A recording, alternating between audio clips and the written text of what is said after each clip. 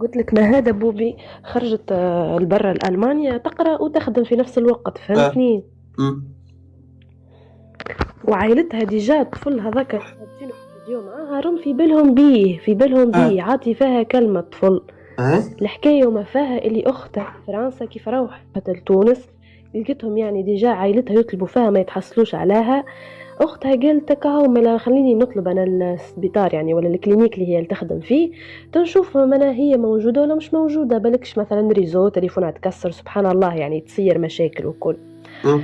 الحسيلو طلبوا سبيطار ولا هو الكلينيك زاد هما ديجا يستنوا في الطفلة يعني ماهيش حاضر يعني في الخدمة يفتشوا عليها ما لقوهاش.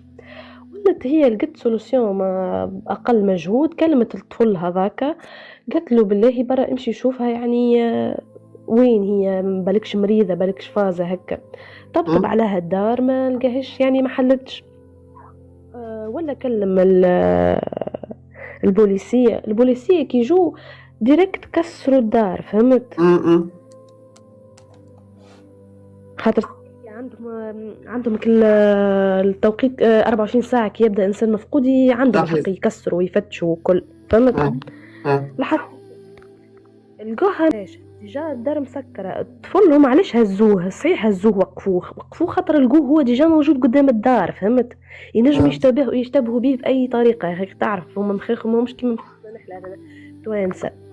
اه. الحصيلو طفلة زادة ديجا الطفلة راهي أختها الله يرحمها، أختها طبيبة قلت لك. ديجا اه. التقرير من الطب الشرعي راهي قراته هي يعني، وولد عمها للبارح ولد عمها مشى وزاد أكد الخبر ويهبط فيه في الباجات ويقول راهو غلط راهم يكذبوا. شنو يهبط في ديجا الباجات؟ يهبط في ليش الخبر هذاك هابط ماهيش.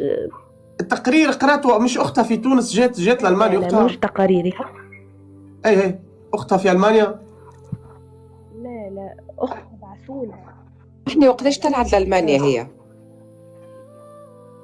ما عملتش العام عندها بريسك توا 8 شهور هكاك، 9 أنا شهور. نحب نعرف التقرير خرج من ألمانيا وقرأته أختها وقالت راهو 100